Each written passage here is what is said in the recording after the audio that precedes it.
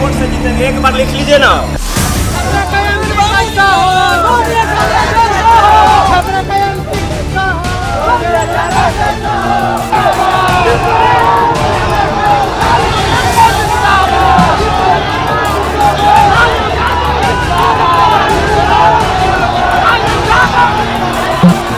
सुनील जी, पूरा समर्थन मिल रहा है। अरे क्रांति है, क्रांति और आंधी है, कोई दिखेगा नहीं। कोई भी रोहिणी आचार्य के सामने दिखने वाला नहीं है।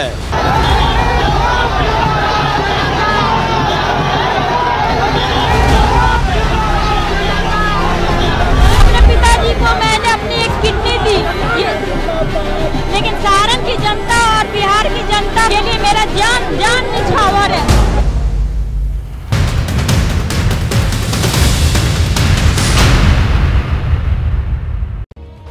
लालू की शहजादी का नाम है रोहिणी आचार्य।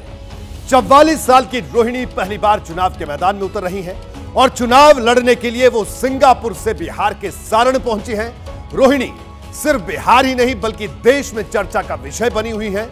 रोहिणी को सबसे पहले देश ने उस वक्त जाना था जब उन्होंने अपने पिता लालू प्रसाद यादव के लिए किडनी दान की थी। रोहिणी पिछले काफी वक्त से विरोधियों पर हमला करने से लेकर देश के बड़े मुद्दों पर ट्विटर पर अपनी राय रखती रही हैं, लेकिन अब उनका सियासी डेब्यू होने जा रहा है और जब सारण में चुनाव प्रचार के लिए उतरी तो क्रेन के जरिए उन पर फूलों की बारिश करवाई जा रही थी।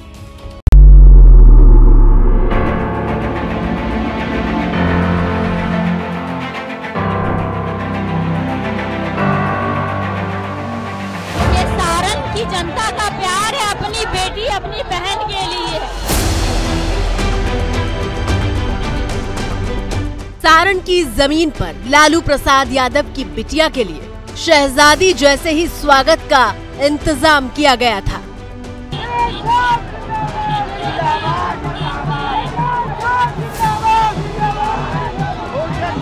ताबड़तोड़ फूलों की बारिश करवाकर ये बताया जा रहा था कि सारण की सीट पर लालू यादव की विरासत को संभालने उनकी दुलारी रोहिणी आचार्य आ चुकी हैं।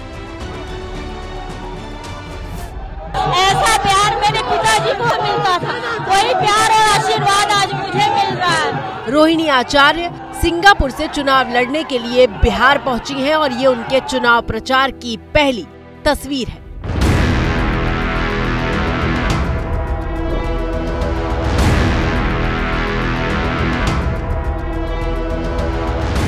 पहली तस्वीर इसलिए क्योंकि इससे पहले रोहिणी आचार्य ने न तो कभी चुनाव लड़ा है और न ही कभी चुनाव प्रचार में हिस्सा लिया था, लेकिन 2024 के लोकसभा चुनाव में रोहिणी आचार्य की पॉलिटिकल पारी का डेब्यू हो रहा है।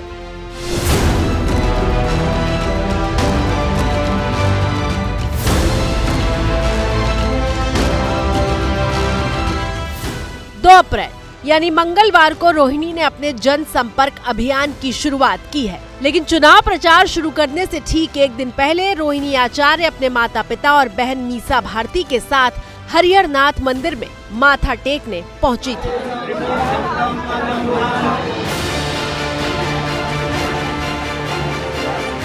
बाबा हरिहर नाथ विश्व का एकमात्र ऐसा शिवालय है जहां शिव और विष्णु एक ही गर्भगृह में विराजमान है और एक ही गर्भ में विराजे दोनों देव एक साथ हरिहर कहलाते हैं।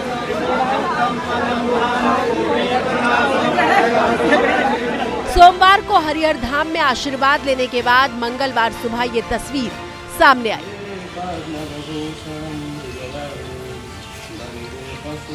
चुनाव प्रचार पर निकलने से पहले रोहिणी ने भगवान का आशीर्वाद लिया और फिर अपने माता पिता का आशीर्वाद लेकर वो चुनावी समर के लिए रवाना हो गई।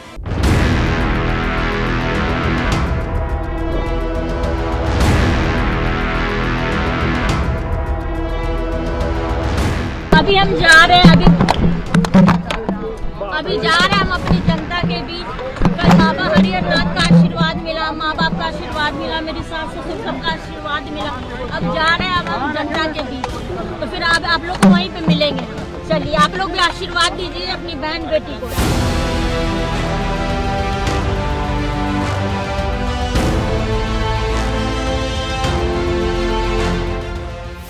रास्ते जनता उनकी गाड़ी के पीछे भागती रही। सारण की सड़कों पर भीड़ ऐसी थी कि पुलिस वालों को उसे काबू करने में खासी मशक्कत करनी पड़ रही थी।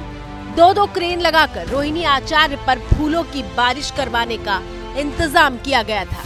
रोहिणी भी इस स्वागत और जन समर्थन को देखकर अभिभूत नजर आ रही थी। मैं बहुत खुश नसीब हूँ, मैं भाग्यशाली हूँ कि जो मुझे भी सारण की जनता ने अपनाया है। ये तस्वीर देखिए, जब उनसे बात करने के लिए न्यूज एजेंसी का माइक नहीं पहुंच पा रहा था तो वो खुद हाथ बढ़ाकर उसे थाम लेती हैं और एक नेता की तरह सारण की जनता के सामने भावुक बयान देती हैं। मैं मरने दम तक सारण की जनता, सारण की माता बहनों का सेवा करती रहूंगी। अपने पिताजी को मैंने अपनी एक किडनी दी, लेकिन सारण की जनता और बिहार की जनता को के लिए मेरा जान निछावर है और मैं आजीवन इनकी सेवा करना चाहती हूँ। रोहिणी पिता की बात कर रही है। दरअसल सारण वो लोकसभा सीट है जहां से पहली बार लालू प्रसाद यादव सांसद बने थे। 1977 में सीट का नाम छपरा था। पहली बार लालू छपरा से लोकसभा पहुंचे थे। 1990 में जब लालू सीएम बने उस वक्त भी वो छपरा से ही सांसद थे, लेकिन मौजूदा वक्त में इस सीट पर बीजेपी के राजीव प्रताप रूडी सांसद हैं और रोहिणी आचार्य को इस सीट से उतारकर आरजेडी बीजेपी से सीट छीनने का दावा कर रही है। आप देखिएगा अभी आसमान में उड़ने वाले लोग आसमान में ही रह जाएंगे, उनको क्या पता कि धरातल में क्या है। हम लोग का सम्मान रहता है, जो भी विभूति है। हम लोग चुनाव नहीं देखते कि चुनाव आया तो कर्पूरी ठाकुर जी को भारत रत्न की उपाधि दी गई। आज अगर कोई उनका समर्पण है तो लालू यादव जी का है। देखिए, आप भी जानते हैं कि अगर सारण में विकास की बात होगी तो लालू यादव की बात होगी।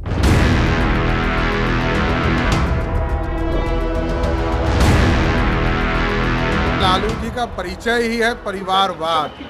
हम लोग ये चिंतित हैं कि लालू जी ने 2 बेटा 2 बेटी को तो उतार दिया, हमारी 5 बहनें बच गई है, उनको कब उतारते हैं ये तो बताओ। 2009 में लालू यादव सारण से आखिरी बार चुनाव जीते थे। चारा घोटाले में सजा मिलने के बाद लालू ने 2014 में इस सीट से राबड़ी देवी को उम्मीदवार बनाया था, लेकिन बीजेपी के राजीव प्रताप रूडी ने राबड़ी देवी को चुनाव में हरा दिया था। 2019 में भी लालू के समधी चंद्रिका राय इस सीट से हार गए थे।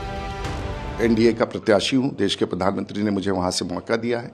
दूसरा कि मैं पहले भी लालू यादव जी के खिलाफ लड़ चुका था और उनकी श्रीमती राबड़ी देवी जी के खिलाफ लड़ चुका हूं, उनसे भी जीत चुका हूं या वो मुझसे हार चुकी हैं। उनके समधी से मैं लड़ चुका हूं, मैं जीत चुका हूं। बाकी आगे का जो भी फैसला है जनता करेगी और हम में कोई कन्फ्यूजन नहीं है। हम लोग एक साधारण सेवक के रूप में काम करना चाहते हैं, जिसका मौका फिर से भारतीय जनता पार्टी ने अपने प्रत्याशी बना के दिया है।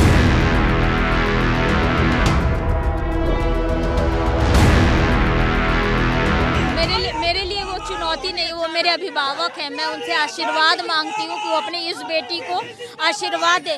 ये वही बेटी है जो भाजपा वाले अपने भगवान से लड़ते थे कि भगवान आपने मुझे रोहिणी जैसी बेटी क्यों नहीं दिया। और अब बेटी रोहिणी आचार्य के जरिए लालू प्रसाद अपनी खोई हुई सीट को दोबारा हासिल करने का दांव चल रहे हैं। माहौल देख करके तो लग रहा है कि हम अपने मायके आ गए। मुझे इतना खुशी मिल रहा है, इतना प्यार, ये लोग इतना अपनापन है सारण की जनता मुझे दे रही है। मैं बहुत खुश हूँ। ना मुझे लगा नहीं था, लेकिन हाँ, मेरे पिताजी का इतना अच्छा काम जो सारण में मेरे पिताजी ने जो काम किया है, वही जनता के बीच में आज भी उनके बाद किसी ने कोई काम नहीं किया, सिर्फ झांसा दिया। सारण लोकसभा क्षेत्र में राजपूत और यादव वोटरों की तादाद काफी ज्यादा है। बीजेपी ने एक बार फिर राजीव प्रताप रूडी को अपना उम्मीदवार बनाया है, लेकिन लालू प्रसाद यादव रोहिणी के जरिए इमोशनल कार्ड चल रहे हैं। लालू यादव को किडनी डोनेट करने के बाद पूरा देश रोहिणी को जान गया था और उसके बाद रोहिणी लगातार पॉलिटिकल चर्चा में भी बनी रही, यानी पॉलिटिकल एंट्री के लिए होमवर्क तो पहले ही शुरू हो गया था।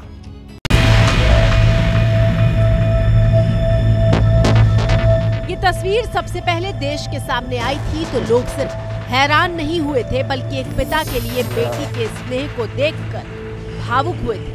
और रोहिणी आचार्य के साहस की हर किसी ने तारीफ भी की थी। तस्वीरें उस वक्त की हैं जब रोहिणी आचार्य को ऑपरेशन थिएटर में ले जाया जा रहा था। सिंगापुर में ऑपरेशन के बाद होश में आने पर सबसे पहला सवाल लालू ने यही किया था कि रोहिणी कैसी है। पिता को किडनी दान करने के बाद से रोहिणी कभी सुर्खियों से गई नहीं। पहले बेटी के तौर पर और फिर परिवार के लिए विरोधियों पर वार करती आवाज के तौर पर वो अपनी उपस्थिति दर्ज करवाती रहीं। इसी साल जनवरी महीने में जब नीतीश कुमार से रिश्ता टूट रहा था, तब रोहिणी के सोशल मीडिया पोस्ट पर की गई टिप्पणियों ने ही लालू और नीतीश में दूरी की पुष्टि की थी। और फिर 3 मार्च को पटना के गांधी मैदान में हुई राष्ट्रीय जनता दल की जन आशीर्वाद रैली में दिखाई दी रोहिणी आचार्य। मंच पर समाजवादी पार्टी से लेकर कांग्रेस के तमाम वरिष्ठ नेता मौजूद थे और दूसरी कतार में बैठी थी रोहिणी। इस तस्वीर ने साफ कर दिया था कि रोहिणी लोकसभा चुनाव लड़ने वाली है। मंच से ही लालू यादव ने अपनी बिटिया रोहिणी के किडनी डोनेट करने का जिक्र भी किया था। हमारी बेटी यहाँ रोहिणी आचार्य बैठी है।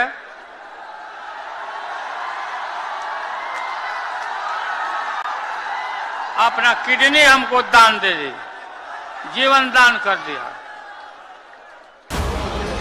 जब रोहिणी के चुनाव लड़ने की चर्चा तेज हुई तो बिहार बीजेपी के अध्यक्ष और डिप्टी सीएम सम्राट चौधरी ने बेहद तीखा हमला किया था। ऐसे नेता हैं जो टिकट बेचने में माहिर खिलाड़ी हैं और लालू जी तो अब अपनी बेटी तक को नहीं छोड़े, पहले किडनी लिए तब टिकट दिया। यही है लालू यादव जी का परिचय। जो व्यक्ति अपने बेटी तक को नहीं छोड़ता हो उसी का नाम है लालू प्रसाद। इतना ही नहीं, बीजेपी रोहिणी आचार्य के चुनाव लड़ने को सिंगापुर की बहू वर्सेस बिहारी प्राइड की लड़ाई बना रही है। हर पिता अपने पुत्री को आगे बढ़ते देखना चाहती है, लेकिन उस पिता को क्या पुत्री जो उनका वंश में जन्म लिया, जो बहू आई भी है, वो भी तो पुत्री और बेटी है, तो एक शक्ति को सम्मान देने के लिए दूसरे शक्ति का अपमान कैसे कर सकता है? आज बेटी को चुनाव लड़ाने गए हैं, लेकिन वहां आपकी पुतौह इंसाफ मांग रही है। वो पूछ रही है चीख चीख करके कि हमको घर से धक्के देकर क्यों निकाले। बीजेपी रोहिणी आचार्य पर सिंगापुर का टैग लगा रही है क्योंकि साल 2002 यानी 22 साल पहले शादी के बाद रोहिणी आचार्य सिंगापुर शिफ्ट हो गई थी।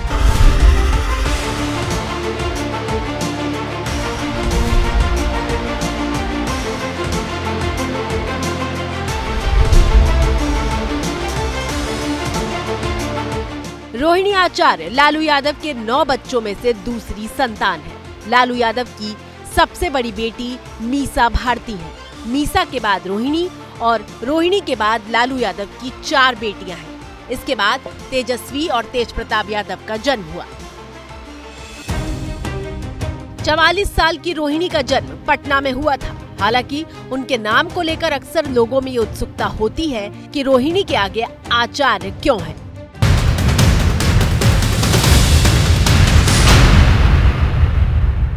रोहिणी का ऑपरेशन पटना की डॉक्टर कमला आचार्य ने किया था। डॉक्टर कमला लालू का काफ़ी सम्मान करती थीं और इसलिए उन्होंने फीस लेने से मना कर दिया था और इसी वजह से रोहिणी के नाम के साथ डॉक्टर कमला का आचार्य जुड़ा। रोहिणी नक्षत्र में पैदा होने की वजह से नाम रोहिणी रखा गया था। रोहिणी ने जमशेदपुर से MBBS की पढ़ाई की है।